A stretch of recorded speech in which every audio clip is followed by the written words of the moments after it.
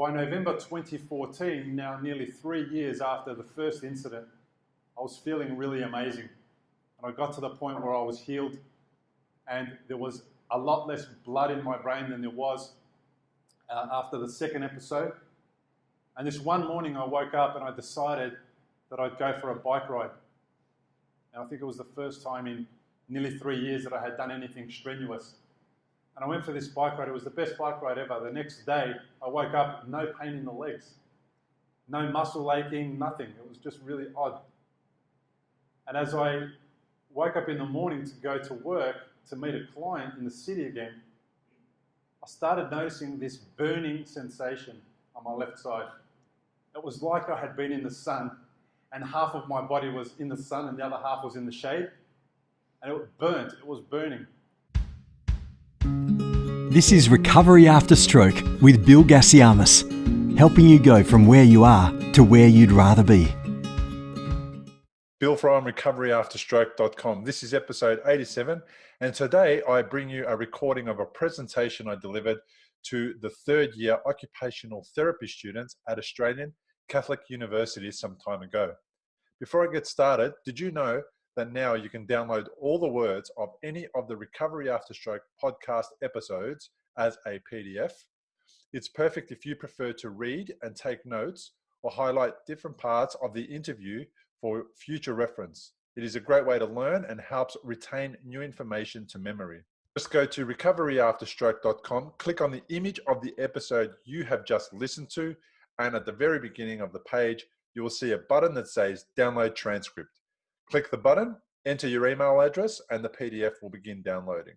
Also, a few weeks ago, I launched Recovery After Stroke Coaching.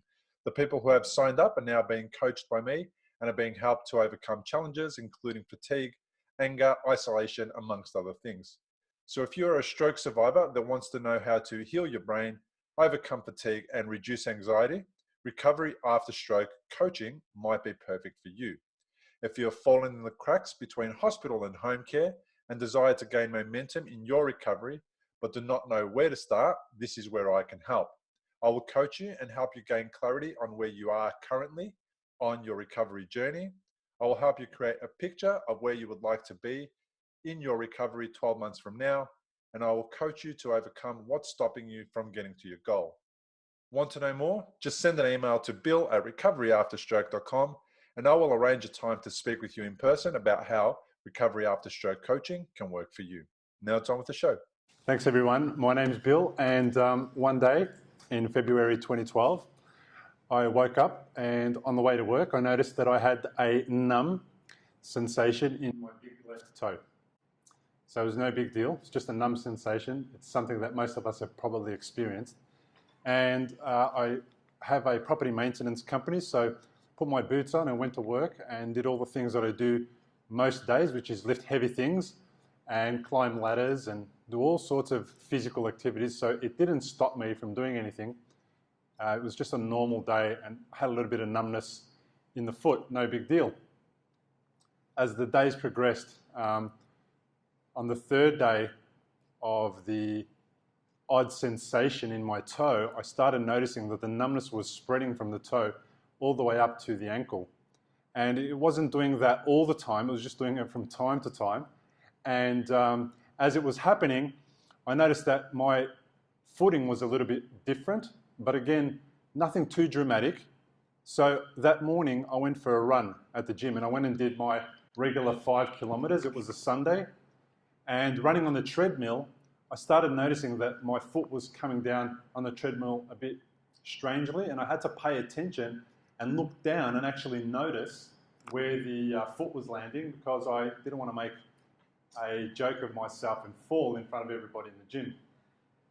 So got through the run and everything was fine. I went about the rest of my weekend as I normally would. And on the Monday morning, the numbness had spread to around about the halfway up my leg. And I now started noticing that the challenge of walking was a little bit more interesting. And I made an appointment to see my chiropractor because I thought that as I had normally done, I had tweaked my back when lifting something the wrong way or bending in the inappropriate way. And when I went to the chiropractor that afternoon on the Monday, he asked me what it was that I was feeling, and I told him that the numbness was coming and going from my toe all the way up to my knee. He had a look, and he said, look, it doesn't appear like there's any inflammation occurring in the back that's caused the numbness. And it could just be that something is starting to occur, and as it's starting to occur, you're noticing this numbness. You need to pay attention to whatever it is, take some anti-inflammatories for the time being, and call me if you need to make another appointment. So, feeling great about the result of the examination by the chiropractor. The next morning I went to work, everything as usual, doing all the regular things that we did. And it was at around about this time that my wife started to notice that I was walking funny, according to her. And I said to her, she's mad. She said, you know, why are you walking funny? And I said, well, how am I walking funny? And I imagined that she said that I was walking funny, kind of like dragging my leg or, you know, acting like some kind of an ape person. But it wasn't that. It was actually a very subtle difference in my gait that she noticed that I wasn't able to pick up. So by the Wednesday, the following day now, we're into about day 5. The numbness had spread beyond my knee and it was starting to get to about my hip. And at that time, I started to get a little bit more concerned, although it didn't stop me from going to work, climbing ladders, lifting heavy things, doing 16 hours a day.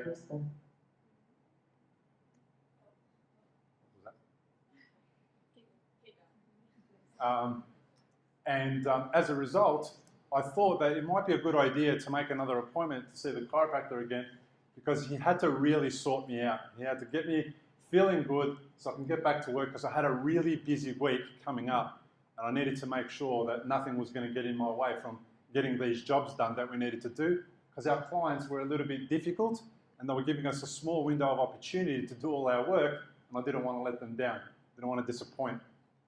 So when I rang on the Wednesday, the chiropractor, the person who answered the phone, asked me whether it was urgent. And I said, no, I'm feeling quite fine actually. There's nothing wrong with me other than my leg's numb and I can't feel it. And she said, do you need an appointment today? And I said, well, not really, because I can't get there today. The chiropractor was also busy and booked out that day, and they usually would move appointments around for me if it was urgent, but I told them it wasn't urgent, so it's no big deal. We're going to continue doing what we normally do. A couple more days had elapsed before I was able to get to the chiropractor now on the Friday, which is when I made my appointment. And it was Friday afternoon at around about 3 o'clock, because I wanted to have the majority of the day to myself so I can get to my clients, get everything sorted. And I was going to see the chiropractor at the end of my day so that it wouldn't interfere with my work. While at work on the Friday, I had some guys on a ladder and I needed to tell them what to do specifically above this doorway, which was quite high. So I went to climb the ladder, and as I was climbing, I noticed that my left leg would slip off the ladder and I couldn't actually make it stay on the bottom rung to begin the climb. And I looked down and I noticed that there was some water on the ground. So I figured that the water was causing my leg to slip off. And I picked up my leg, I physically put it on the first rung of the ladder and continued to climb up the ladder. When I got to the top of the ladder, I pointed to what it was that I needed the guys to do, and I got down and I left the northern suburbs of Melbourne and travelled into the city to meet another client. I drove there, met the other client, organised everything I needed to organise, and had a big day prepared for the Saturday.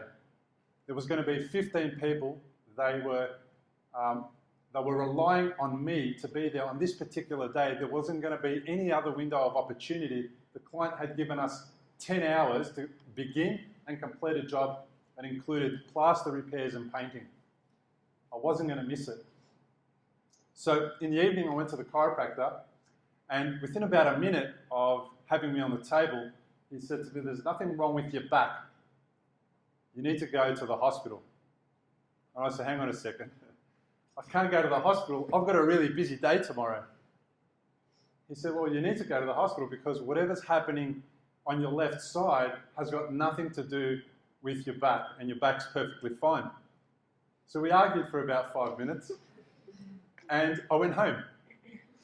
When I got home, I met my wife, and she said to me, okay, what did the chiropractor say? Well, I said, well, look, he said to go to the hospital, but I can't go to the hospital. I'm busy tomorrow. There's no way I'm going. When I get there, you know what's going to happen. The hospital's going to say, you know, the doctors aren't here. I'm going to be there the whole weekend. They're going to find nothing, and then I'm going to have to go, and then I'm going to miss my opportunity to do this job for this client, and it's worth too much. I'm not doing it. So my wife, being a little bit smarter than me, said, well, why don't I take you to the hospital? They'll tell you there's nothing wrong, and then you can go to work tomorrow. And I thought that was a great idea. So that's what I did. I went to the hospital, and when I turned up to emergency, the lovely triage nurses asked me, what's going on? How can we help you? What are you here for? I said, everything's pretty good, actually. I feel quite well, except I can't feel my whole left side by now. Like you, alarm bells went, and they said, well, why don't you just come straight through, sir? You know, they gave me the red carpet treatment, right through, straight into CT. And I thought, this is a bit odd. I've gone into CT, and they've done a scan where they found, after a number of hours, and when the doctor finally came to tell me, on the right side of my brain, a bleed. And the bleed was caused by a faulty blood vessel that had burst and was bleeding over the previous 7 days.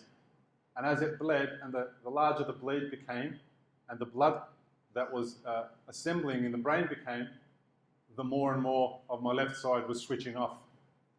So we had 7 days in the hospital from then on, and they did the whole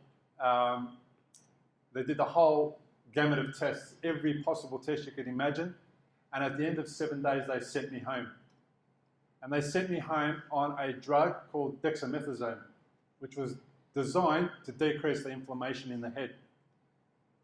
When I Googled it, after experiencing 3 weeks of the most amazing side effects, it actually has 60 side effects, including hallucinations, and felt like things were crawling around my body. And I gained 7 kilos from the amount of food I was eating in 3 weeks. It was a pretty amazing time. I wouldn't recommend it for anybody if you're looking at gaining weight. So as the next 6 weeks unfolded, doctor's orders were no working, no driving, no physical exercise, so no gym, no anything. And it got to around the 6-week mark where my follow-up appointment was coming up.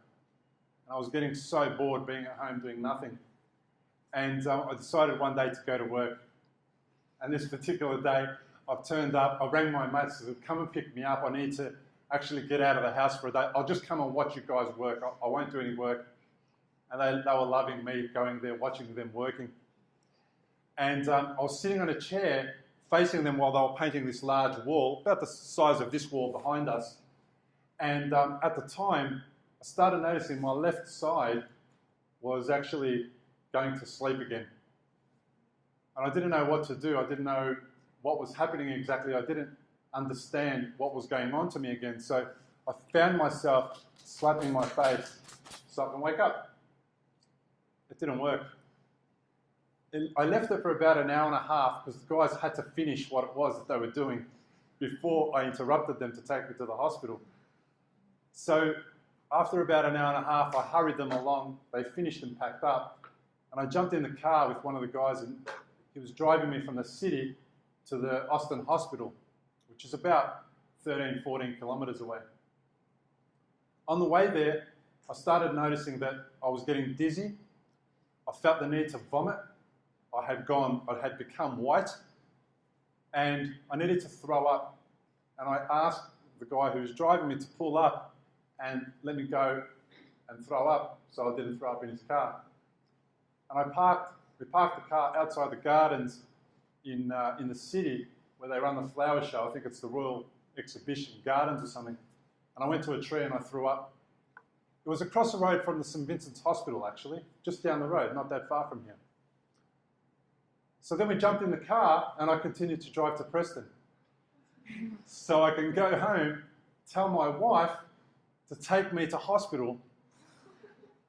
And she was waiting for me, not knowing exactly what condition I was in. And when I got there, She said, "How are you feeling?" knowing that I wasn't feeling too well. And of course, quickly put me in the car and drove me a couple of kilometres away to the Austin to hospital. When we got to the Austin, it was a 20-metre walk where she needed to go and park the car. She told me, "Walk to triage, announce yourself, and I'll come and meet you in a little bit." I went to triage, and when I got there, the lady asked me what I was doing there, and I said, I don't know. She asked me what my name was, and I couldn't tell her. And the next thing I remember is waking up in a bed with all the tubes and all the things attached to my chest and my face. And there was this strange lady at the end of the bed asked me, "Do you know who I am?" And I said, "No." It was my wife. So that began another 3-day stint in hospital.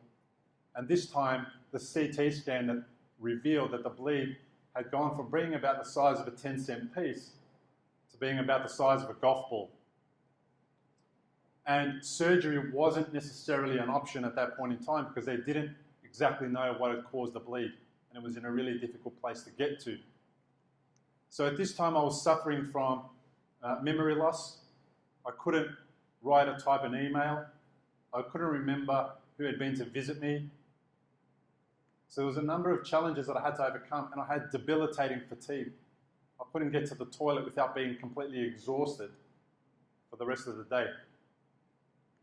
And as the time went on and the bleed started to decrease by getting absorbed by the body, all these things that I had lost started to come back on board. I started to get my memory back. I started to be able to get a little bit more physically active.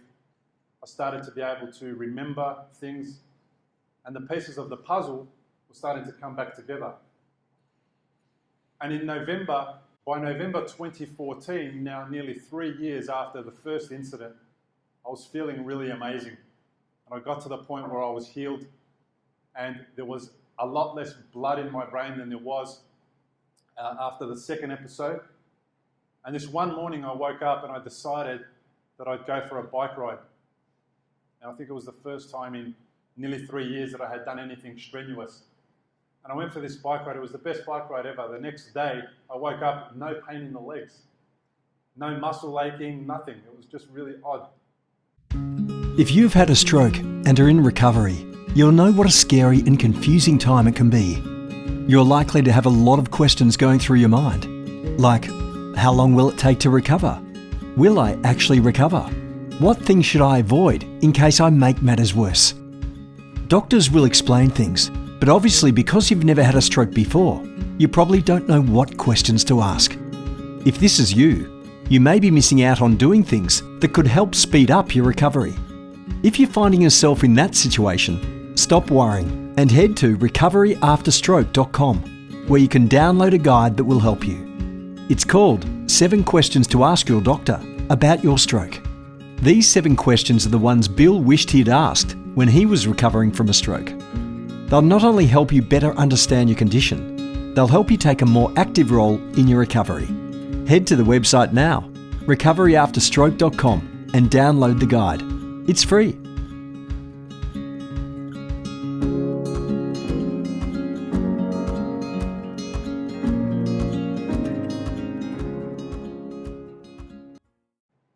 And as I woke up in the morning to go to work to meet a client in the city again, I started noticing this burning sensation on my left side. It was like I had been in the sun, and half of my body was in the sun and the other half was in the shade, and it was burning. So I pulled the car over, and I got out the car and I went for a walk around the car just to see if I could shake it off, because that's what you do, right, when you're feeling sunburnt. So I walked around the car, and sure enough, it went away. But then I got back into the car, and as I got in the car, it started to come back again. Now, I felt, for the first time, I felt that I was probably in a little bit of danger, and I didn't know exactly what to do. And it didn't occur to me to look up to the street sign and call the ambulance on 000. But it did occur to me to ring the guy whose appointment I was going to miss to tell him that, "I'm sorry, I'm not feeling well, I have to cancel our appointment." So from the CBD, I drove myself to the Royal Melbourne Hospital.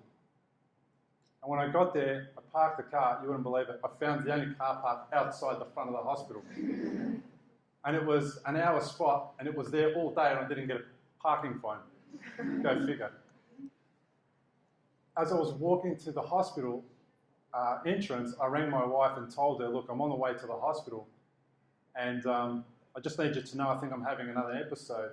And when I get there, I'll let you know that I'm there, and you can come down and catch up with me and find out what's going on. When I got to the triage nurse this time, it was a different story. And they were asking me, so how can we help you? And I said to them, look, I'm having a hemorrhagic stroke. You need to get somebody down here right away. And they said to me, all right, give us your name first. So look, there's no time for that. Get me in, I need a scan, get me in straight away. So look, give us your name.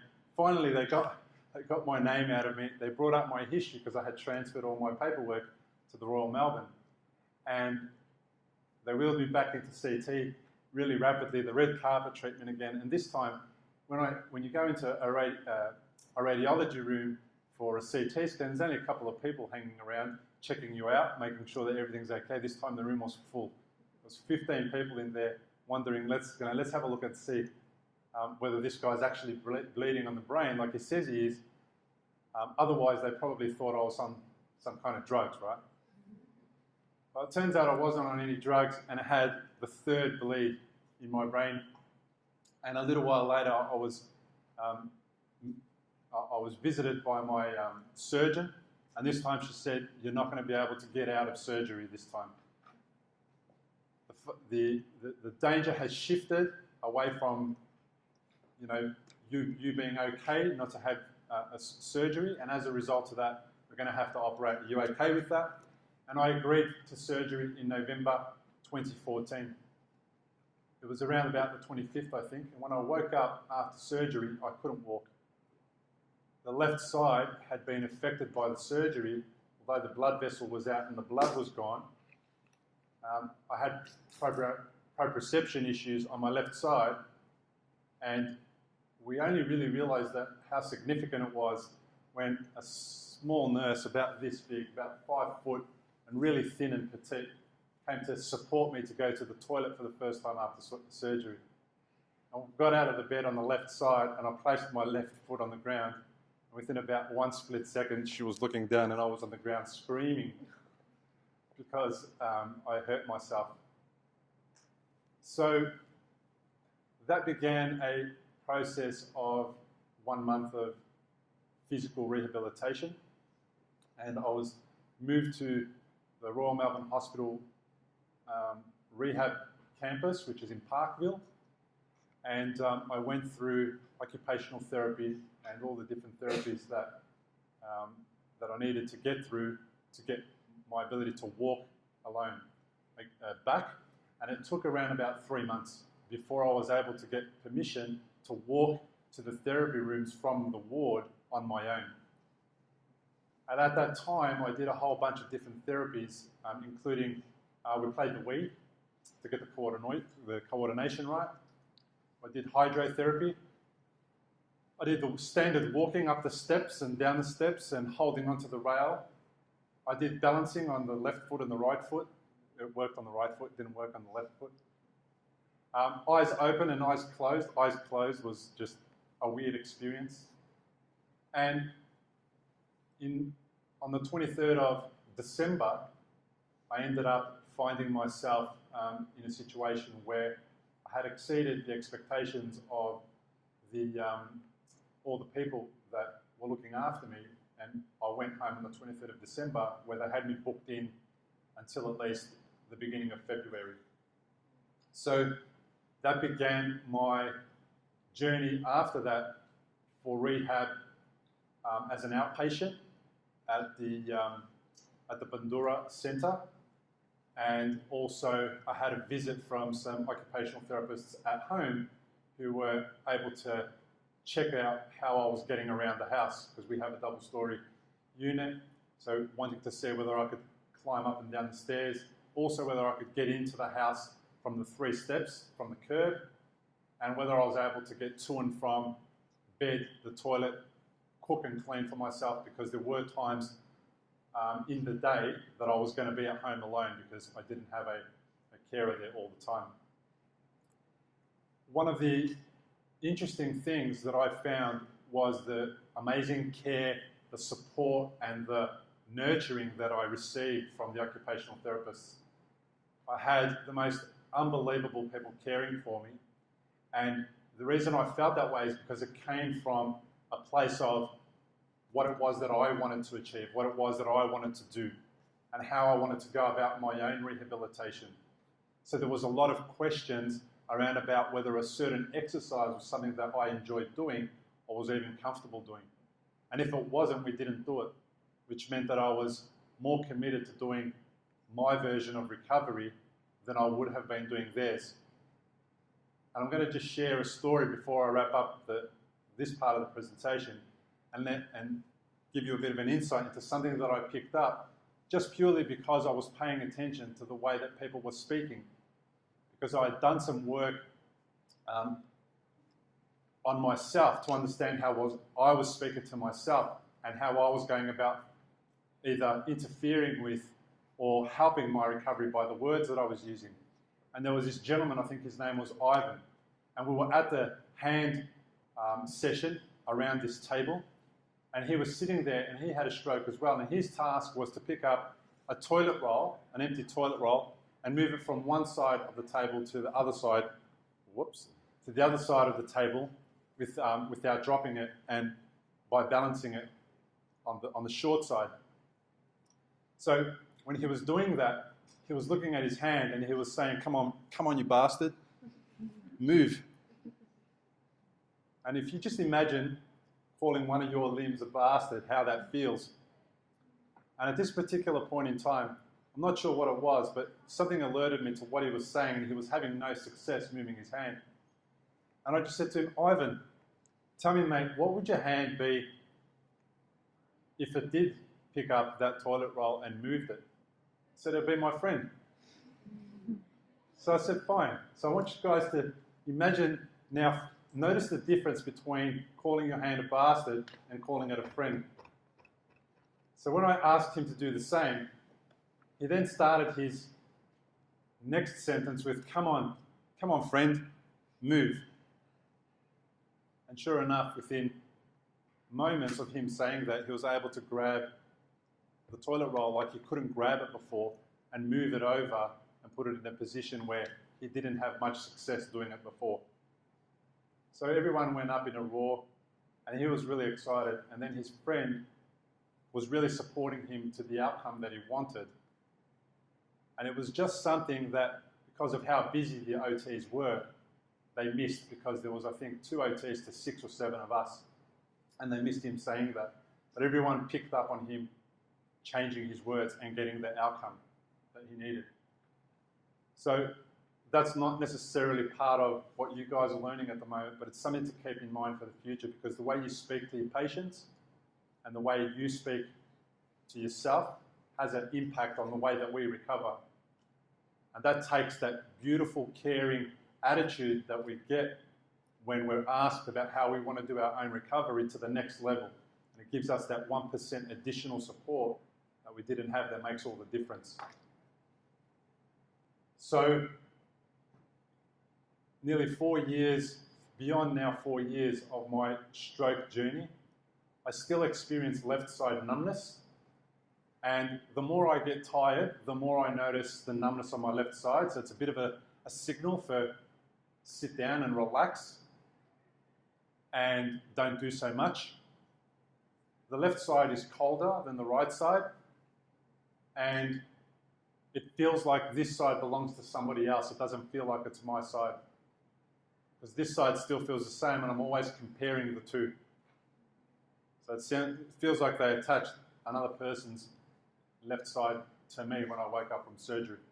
That being said, I've used all the skills of neuroplasticity, all the ideas that I could grasp onto to help my recovery. So I got a lot of that communication as well from my occupational therapists that were telling me about neuroplasticity while I was recovering and giving me the brief understanding of what it was and how I could benefit from it and how I could use it to enhance my recovery.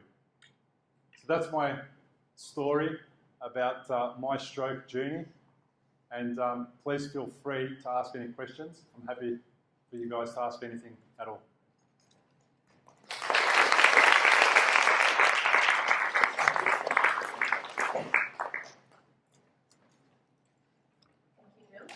To have a question here in Melbourne that we might start off with. Do you have any short or long-term memory issues now? So the question was, does Bill experience any short or long-term memory issues these days? I find myself struggling to finish some sentences, especially when I'm tired. And I notice my wife sitting there going, you know, get it out. And it kind of, I'm not sure if it's a memory thing or I'm not sure what part of the brain's affected or why it is that I can't get the words out. It feels like it's the memory, but I'm not certain. I haven't had somebody assess that or give me their professional opinion on that. Yeah.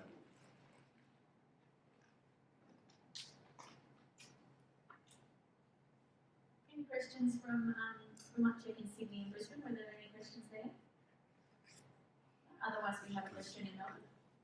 How long after surgery did We have a you question in Brisbane as well. remember who your wife was? Yeah, we'll come to the question in Brisbane. The question in Melbourne was, how long after the surgery or the event that Bill experienced did it take you to recognise your wife?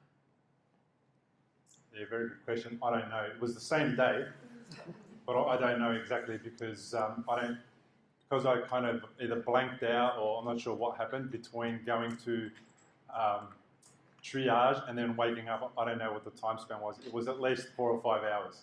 She's never ever let me forget it. We can take a question in Brisbane. We were wondering what age Bill was when he had his first episode. I was 37. I had my birthday in June.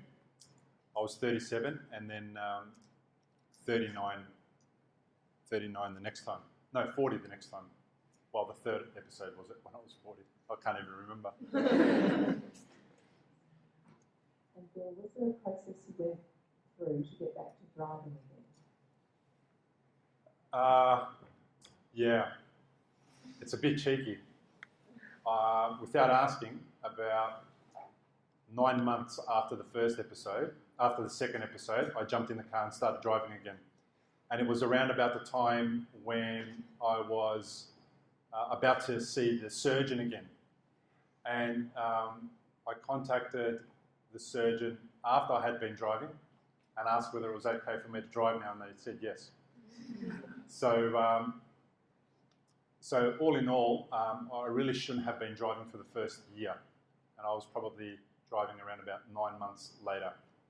And one of those things, again, logic is one of those things that was defying me. And I wasn't able to make decisions around my own health and safety. And when nobody was at home is when I would jump in the car. Not proud of that, but just one of those things. I think there was another question over here. There's a question at the front here. What is the chance of you having another episode now that you've had the surgery? I'll just repeat that for everyone in other states. So the question was, what is the likelihood of another stroke occurring that you know of? So after the first incident, the likelihood of another stroke was really low, according to the surgeons and the doctors and everyone that I met. After the second one, it was even lower, apparently, because it's very rare that they bleed twice, this particular version of bleed, and 3 times was almost unheard of. They tend to heal themselves and get better. Now that the blood vessel has been completely removed, there is no chance of another bleed. So that was what had to happen to make it so that it doesn't occur again. I might step in with a question, Bill. If I Just can. a question from Sydney. I wonder if you could just comment on how important family was to your recovery. Yeah, excellent question. So family is the key to the recovery, other than amazing hospitals, occupational therapists, all the services that we've got available to us. And the reason being is because they supported me in being able to do the things that I had lost the ability to do. So I wasn't able to get around or go anywhere, run any errands, go somewhere that I enjoyed to be. I wasn't able to, do any of the things. I had lost a lot of my freedom. So my wife, being amazingly supportive and understanding, was able to manage the kids and keep them sort of calm and let them understand that, Dad's going to be okay, even though she wasn't quite sure a couple of times. And then extended family was really amazing as well. Even the little things like bringing a cup of, bringing serving of food, or picking me up just to take me somewhere when I had been in the house for too many hours or too many days in a row, really supported me. They also supported me to get to my appointments because I couldn't drive to them. And I'm really lucky to have had such an amazing, supportive family. And you don't really realise how good your brother is until he really steps up to the plate when when you really need him. Bill, are you still able to do all the things that you did before the stroke? So the question was, am I still able to do all the things that I used to do before the stroke? No. So the property maintenance business still exists, but I do not get on ladders. Getting on ladders wouldn't work because I can't feel my left side, and when I'm tired, even less, which means that I'm very likely to fall off and have an injury. Also, holding tools with my left hand is a bit of a challenge because I can't feel the tool, and sometimes the grip is a bit of a challenge. We have less plates and cups at home these days. So every time I pick up something with my left hand, it could end up on the ground. So there is a few things that I've lost that are not key to my lifestyle or well-being, but they're enough to sort of make it difficult, as well as so physical exercise changed. So instead of running now, I do bike riding and yoga, because I can't do, because the way the left leg goes down is a little bit heavier than the right side, and I risk jarring the knee and rolling the ankle.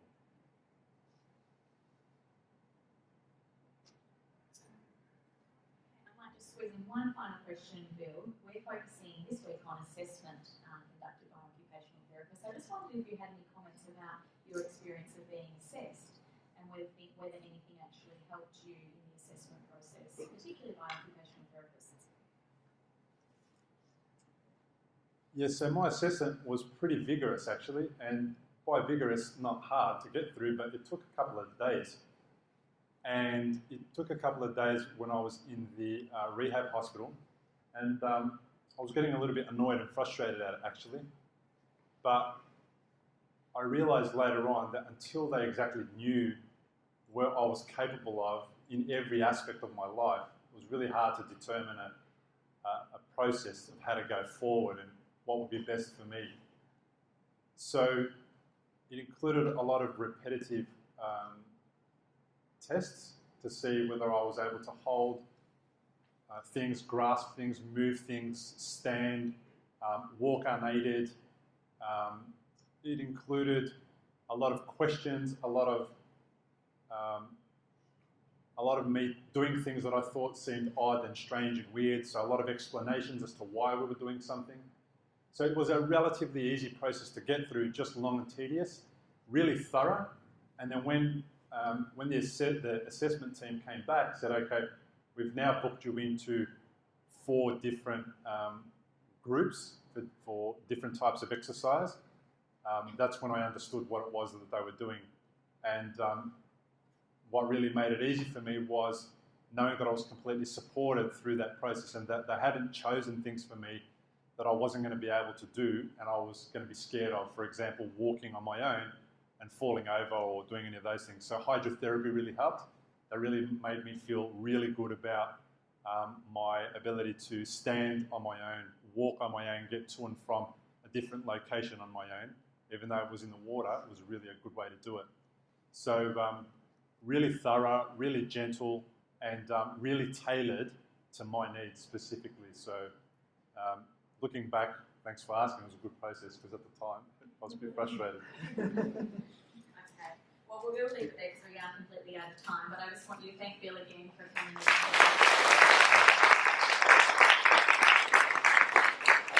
Thank you, everyone. I hope you enjoy your tutorial this week. And just a reminder for Mel. Discover how to support your recovery after stroke. Go to recoveryafterstroke.com.